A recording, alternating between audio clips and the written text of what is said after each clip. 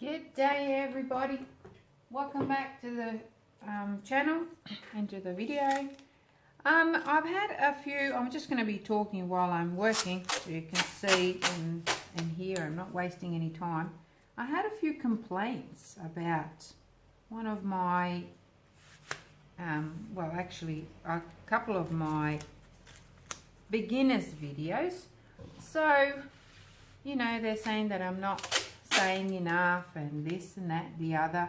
So I will do another one. It's going to be another simple video where I'm using only one color and a white. Ooh, I ran out of my tape. That's okay. These are great to keep for your, you know, you pop your substrate on them to keep them nice and elevated. So what I'm doing here now is I'm going to just cover the back of this. This is just an MDF board. It is actually a placemat, and it's got a cork background. So I'm just going to cover the back of it with some tape, and I'll just reach over and grab another tape. So, beginners. A couple of days ago, I received a call from a lady who lives in Melbourne, and she wanted to know about resin, and somebody gave her my number, and she called me and was very surprised that I was willing to share and explain things to her. But I was very surprised because she was a complete newbie. This lady, she didn't even know what resin was, and so I had a bit of a job explaining everything, how it works. Not only that, she had never done any painting whatsoever in her life. She's a hairdresser and a very, very lovely lady, and she had some amazing ideas of what she wanted to do to redecorate her home. So I spent some time explaining things to her. And of course, I'm always there for ongoing support. A lot of people don't want to be bothered, but I don't really mind. I'm happy to be able to help because it helps me. It helps me with my sales, obviously, and I'm not going to lie about that. And even if she doesn't buy any, I know that she's going to put in a good word for me, that I've helped her out, and just because I genuinely like to help people and I want people to express themselves. And yes, and she's just got some really, really super duper amazing ideas that actually even got my imagination going. So it's pretty cool. Don't be afraid and worried because you're a newbie. Don't feel silly if you're asking questions that you feel that might be silly. Nothing is silly. There's no silly questions. I just got to get my scissors back in a sec. Got my scissors. Now I'm going to cut the bits that are sticking out, and I always do that on a bit of an angle, just so the tape doesn't stick out. And if I went straight, guaranteed you'll have some stick out, and then that catches the resin, and you know, it doesn't flow over like you will want to. Now you can tape the edges, but I find it a bit hard to tape this kind of thing because it's really thin. But it's not something that you can't do. You can definitely do that. Just go around and tape it if you want. But I want to let my resin flow, and probably the bits that fall out I will keep as a skin, or even, you know, scoop it all out and pop in a mold and create something out of it. Because the bits that, or the bits rather, the drips, they create amazing effects all by themselves. So here we go, nearly done now. Now I would recommend that you go back a few videos, and I will hopefully remember to attach a link to my newbies video where I'm explaining in depth about resin, what you need for safety and things like that. So go around with your stick or the back of the rubber part of your scissors and really push the edges in, because this is just a masking tape. You can use electric tape or painter's tape. Anything will work. However, because I've got cork here, I really want to use something that's going to be easy enough to pull off. So there you go. I'm going to put my gloves on because I want to prime my board. Now this is some sort of a plastic that's been put over the top of this MDF. I want to prime that. So I've just got some gesso and I'm just going to stick my fingers in it. You can use a brush. I'm just going to use my fingers because I find it works quicker for me and easier, and then I can just throw away my glove. So I'm just going to go and cover the whole area, and then you can wait for it to dry up. Depending on the surface, gesso will dry up quicker on timber or straight MDF, but because I've got this plastic thing over this MDF, it'll take a little bit longer, but I will use my heat gun or a hair dryer to dry it up quicker. It won't matter if it crackles up a little bit because I will be covering it with some resin. So here we go, just going back and forth, and I can feel it thickening already in some areas, which means that it's drying. So you can use just regular paint or house paint. I like gesso, but if you don't have gesso, you can just use any paint just to make that surface a little bit easier for resin to grip.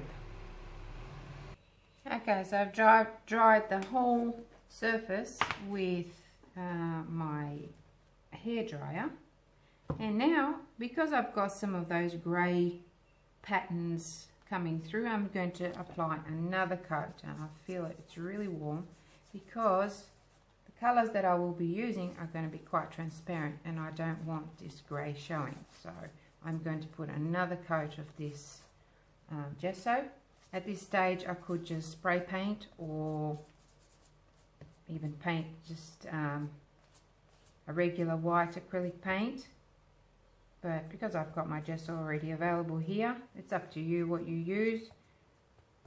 Also, if you're just using straight MDF, I would recommend that you paint or seal with some sort of varnish or even PVA glue, anything like that. Seal the back of it as well. But because I've got cork there and I've also got this plastic thing, it's not going to allow any air bubbles from the actual substrate to come through. So that's why I'm not doing it. But if you are using just a regular MDF, then I would recommend that you seal the back of it as well. Now you can see some bubbly things coming on there. That's because, you know, I kind of forced the drying method and now I'm applying some moisture to it again, so it's kind of bubbling up underneath it. It's not going to affect resin. As long as I've got everything covered nicely, it'll be sweet. So you can use a canvas, any flat surface really, to do this. I've even, you know, resined on just fabric. It's quite amazing what you can do with resin, but it does need a flat surface. Or you know, you can put it on an uneven surface, but you've got to be mindful that the resin will run off because it's constantly moving as it's setting. So I'm just going to sit that down here and make sure that I cover everything nicely. Okay, time to mix some resin now. So I've got my resin here. This is part B, and this is 1:1 ratio. So resin comes in two parts. So you've got part A and part B. Part A is your resin, and part B is your hardener.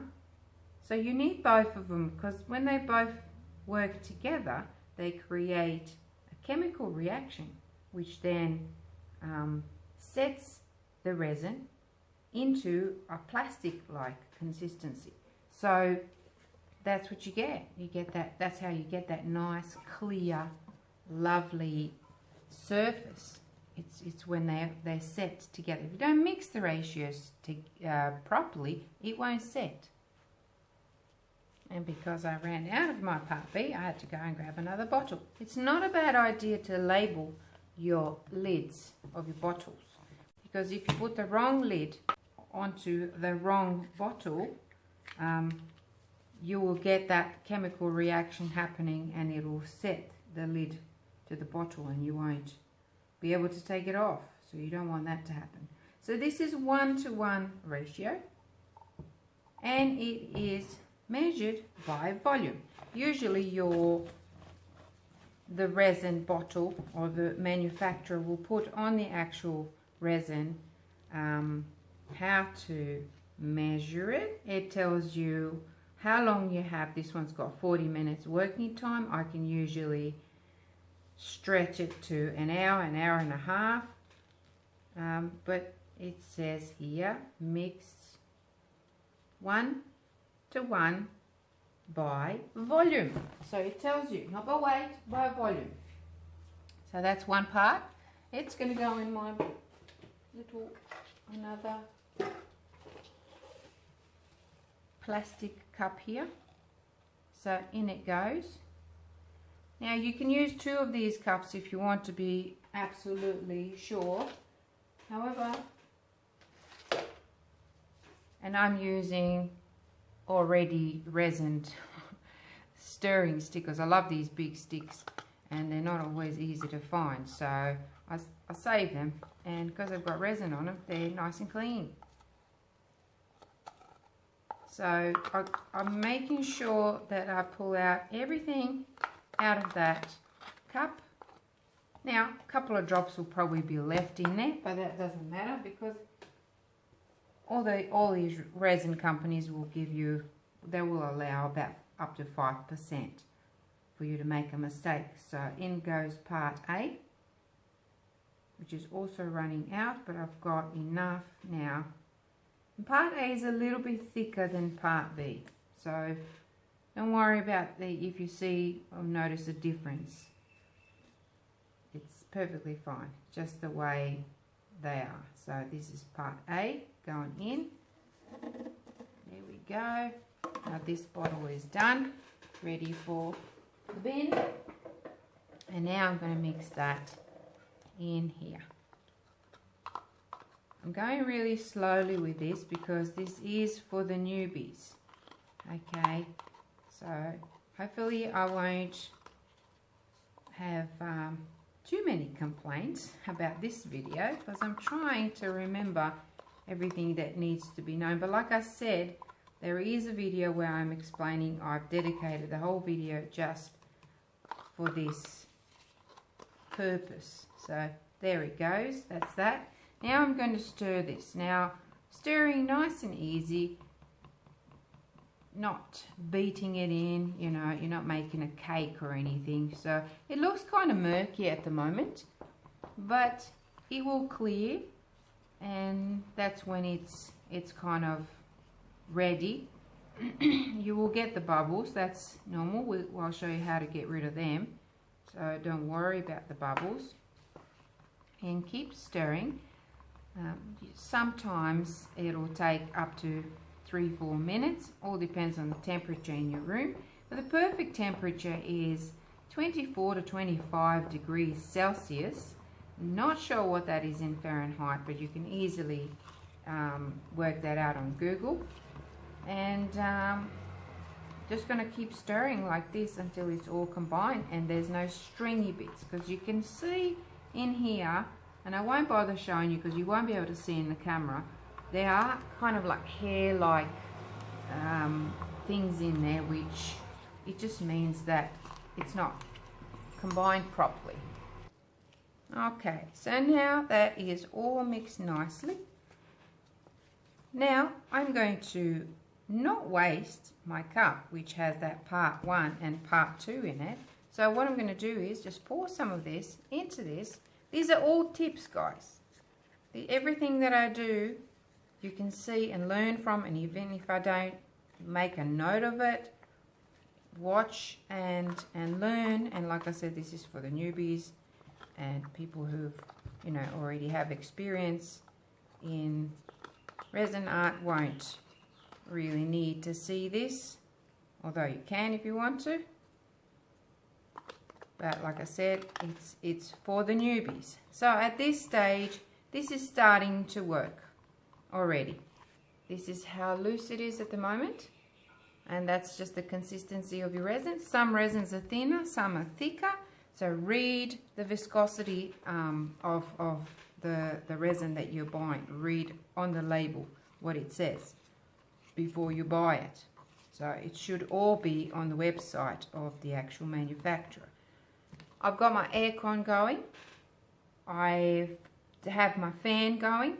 So make sure that your room is ventilated, because this is emitting some vapors already because you put those two together. It is a chemical. Some resin companies state that they're non-toxic or they're low toxic. They're all toxic, okay? And you're breathing that stuff in. You don't want it. I'm telling you, you do not want that. So invest in a respirator. It's always a good thing to do.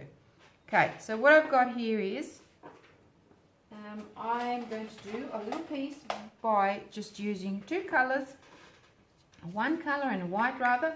This color is a Le'Rez Blue Lagoon, and this is just the old packaging. I still have them, and I've got my Angel White. That's all I'm going to use. Okay, so I will make a couple of shades. Oh, I better go and check to make sure that my board is ready. Okay, so my board is nice and ready. So another thing you need is a heat gun. You can use a hairdryer. Actually, a hairdryer works really well. So I'm going to need another cup, because I do want to make a couple of different shades of this blue. So I'll just put this aside for a second. The thing to have on hand are the alcohol wipes, or just your cleaning wipes, which have alcohol in them. They're great for cleaning your gloves and in any kind of spills and things like that, mistakes that you might make on your board. So stirring sticks, any kind, popsicle sticks, whatever you can sort of find handy. You can get all this stuff at discount stores. So what I'm going to do is, so here we go, bit of that color, a little bit of this color. So we're going to have two shades. You can add other colors in there. That is absolutely fine. I'm just showing you that you don't have to go overboard. So usually 5 to even 10% of the epoxy pigments you can put in.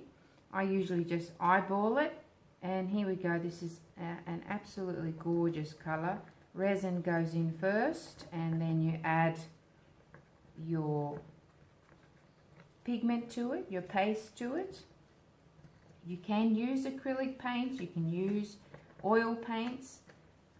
I've used all of them when I first started, and I found that they don't really last as long. They discolor, and some of them just plainly seize up your resin. And see how nicely that is done now, and you can see how transparent that is.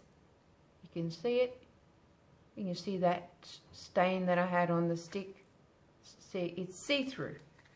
So transparent just means, as the word says, it's transparent. It is see-through. It's not opaque. Opaque is opposite of transparent. Right, so that's that one. And I just want to test it out on my board, just to see how. Okay, so I'm going to do one even more transparent than that. Clean stick, never double dip. That is a big no-no. So I'm just going to literally just do that and pop it in there. Probably will need more, but we'll see. Just because these, or this particular pigment is quite, you know, dense.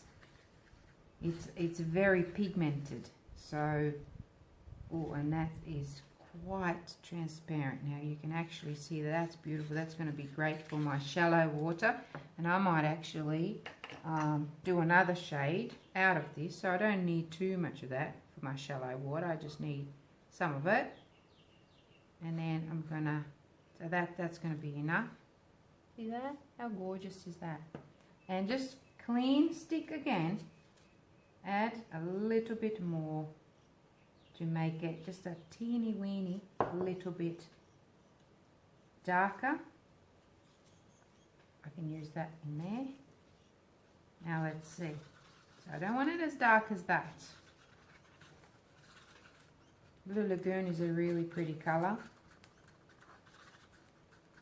And make sure that you kind of rub it like this on the side of the, because I'm only using a tiny little bit, it's stuck to my stick, so I'm rubbing it on the side of the cup, and then scraping it off, and then mixing it in, because you want to make sure that your pigment is properly mixed in with your resin, because you don't want the, oh, somebody's trying to message me. I forgot to put my phone on do not disturb.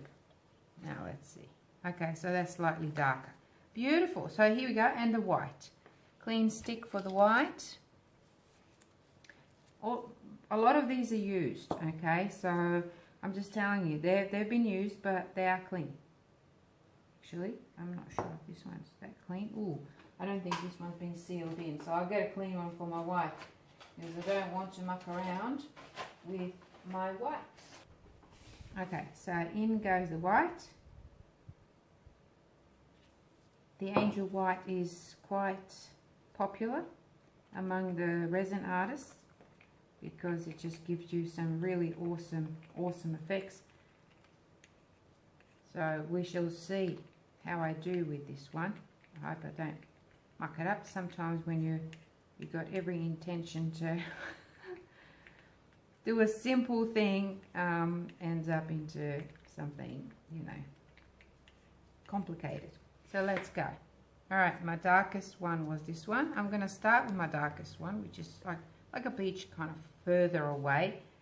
And before I do that, I really want to lift my board because I will have some spillage. So you can use cups if you want, but I've got lots of these backs of tapes, so that's what I'm going to use, just to lift it up like this. Make sure that your table is level, and I've got to make sure that I am straight in here, and I've got to stand up for this one. I've got extra resin. There's a reason for that. That's because I have to cover another piece that I'm doing. So for this little piece, 150 milliliters is plenty, and then you can add more coats if you like. So here we go. I love these little coffee cups because you can they're quite flexible.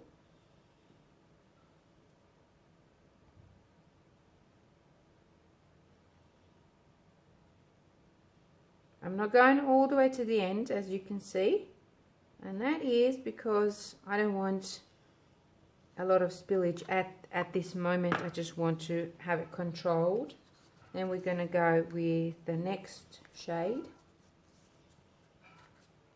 Probably looks pretty green up there for you guys, but it's a really pretty blue. Well, it's a blue green, more blue than green.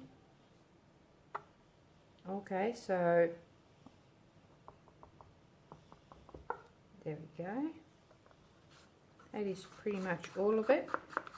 Having extra resin is also a good tip, because just in case you need to mix some more of the pigment, it does help. Now you can use your stick. See how that is moving towards there for some reason. I don't know why. It's very interesting. So now I'm just going to use my fingers. You can use a stick to move the resin. I'm just going to use my fingers because I find it easier, and I find that I've got better control when I do it that way. And just tapping it at the end there, because at this stage I still don't want it to move too much. Like I said, very simple painting that can be, you know, hung up, and you might be able to see in there that I haven't mixed that bit of pigment there, so I'm just mixing it on the board now. It's quite okay, and it will be alright on its own, just like that. Just adds character. And then spreading this one out a little bit, and I will tilt it to bring some of that resin down. It also helps with, it just gives it that natural kind of merge of the pigments together. There we go. And it helps with the spread. Quite like that. Oh, I just took off some of my gesso off there. That's no problem. Clean your hands. Gotta have clean hands when you're working. Just gonna add some more of this dark color now, making sure that you can see what I'm doing.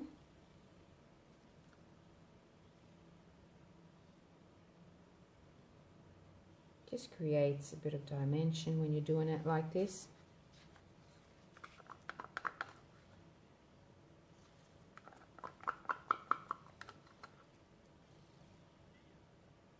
And I think I might have to mix a little bit more of it there. Now down here you can have a sandy color. I don't want to do that because I don't want to confuse people. I'm just doing a simple water sort of scene, and look how beautiful this is. That was the same color that you can mix into different shades, as many shades as you want really. Add more, you'll have a deeper color, add less. It's just really, really nice, transparent. So now I'm just going to spread that around.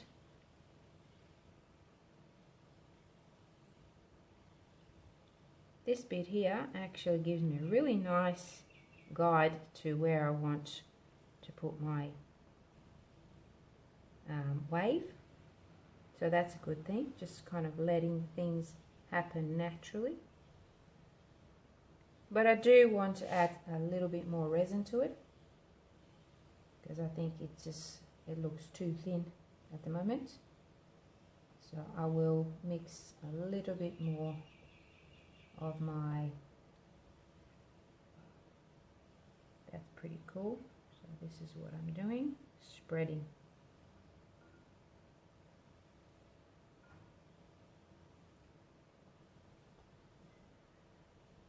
Okay, so I'm going to be mixing a little bit more of my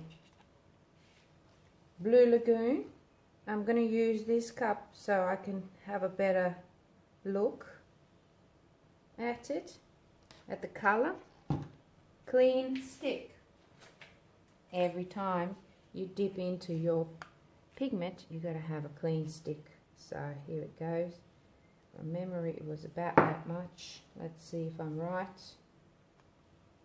But it will probably create a completely different shade of the same color, which is fine as well. Just try not to mix directly over my board, because I don't want to drip any unmixed resin in there, pigment in there rather. So at this stage I can feel the cup is feeling warm. That means that it is working, it's reacting.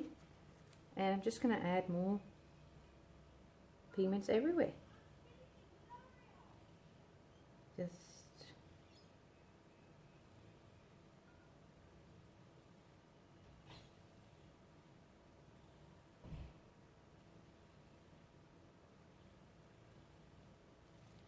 like so.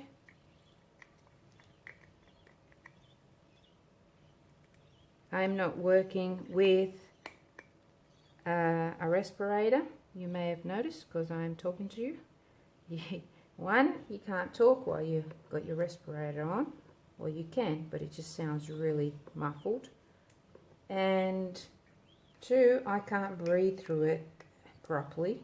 It's just, I think it's all psychological with me.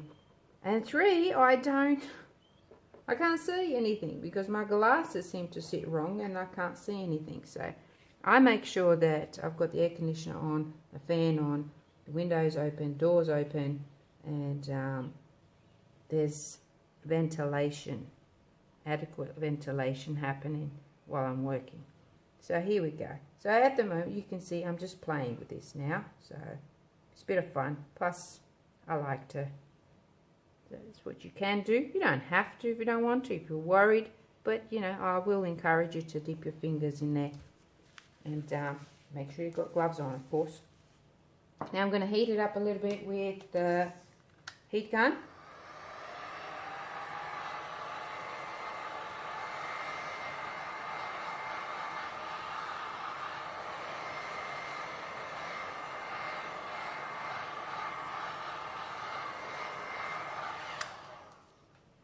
Then you can see all the bubbles popping, and now it looks really nice and crystal clear. So here we go.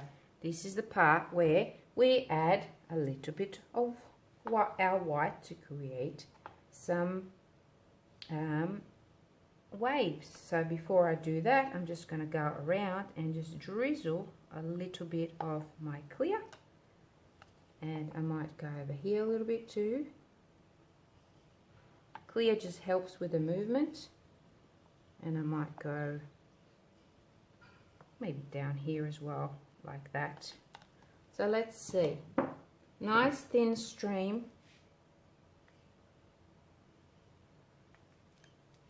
Those drips, you can pick them up later.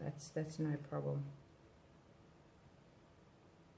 You can start with a nice thin stream. I'll go from this end now. You can crisscross them. It just gives you a little bit of extra dimension there. And this one, just follow that clear.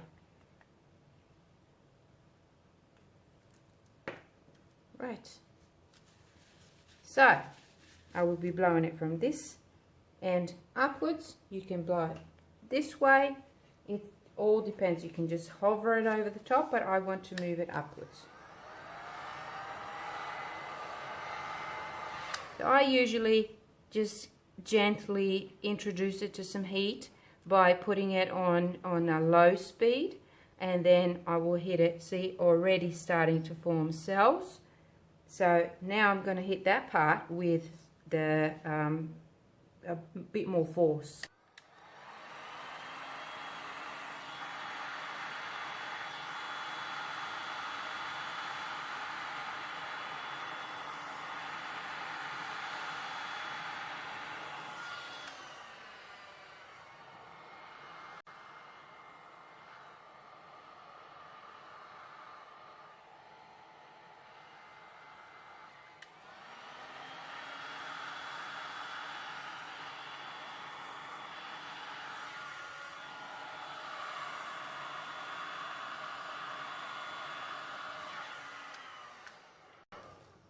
So I've got a double one here. Actually, there's another one coming up.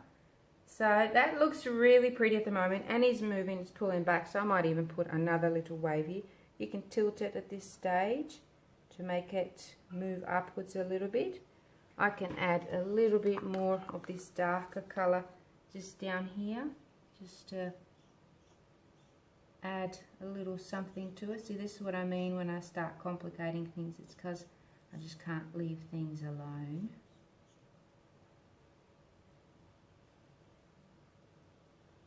And just trying to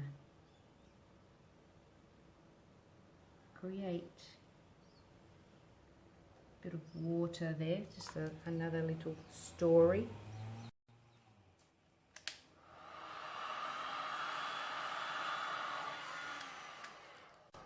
I will add a little bit more white down here.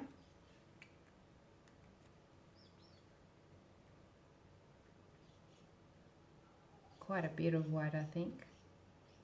And I will blow it this way.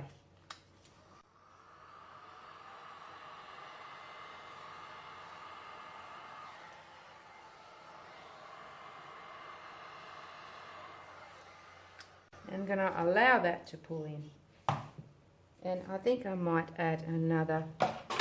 Oh, there goes my. I just want to pull out that little hair that I had in there. Another thing you've got to be careful of when you've got fan on and stuff, it's blowing things around. Have a fairly clean area.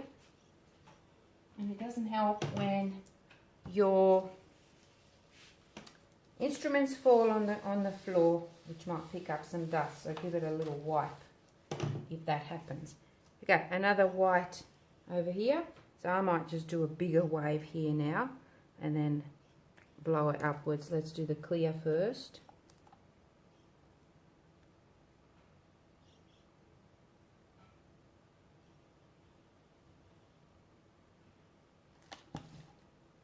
And now my white.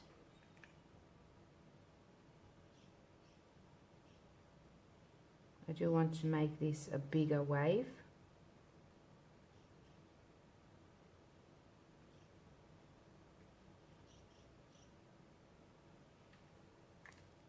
And a heat gun. Heat it up first a little bit.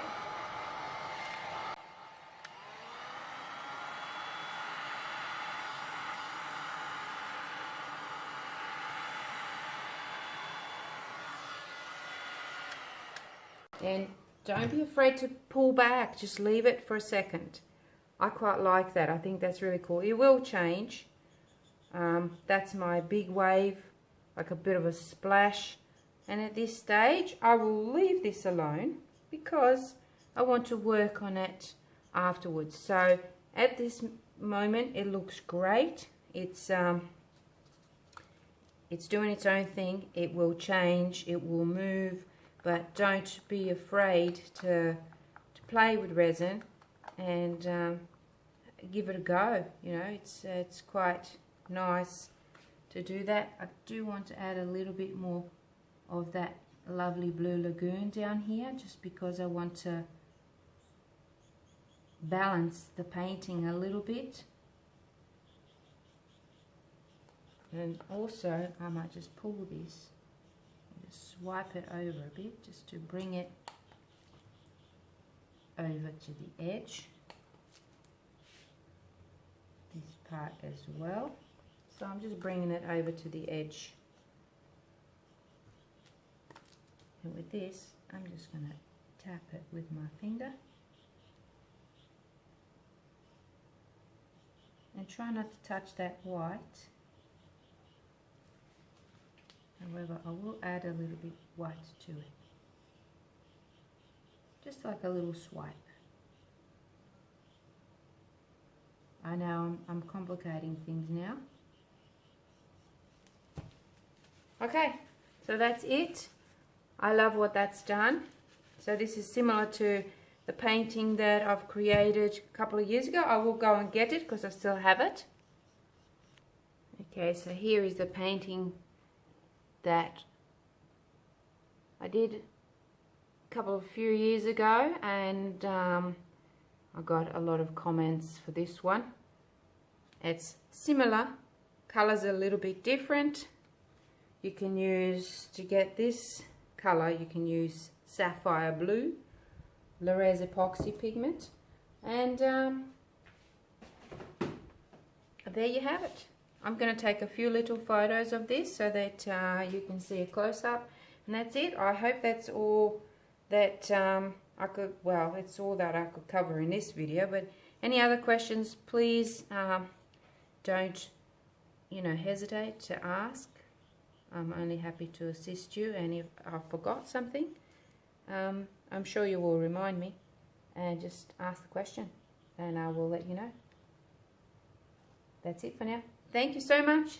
Bye.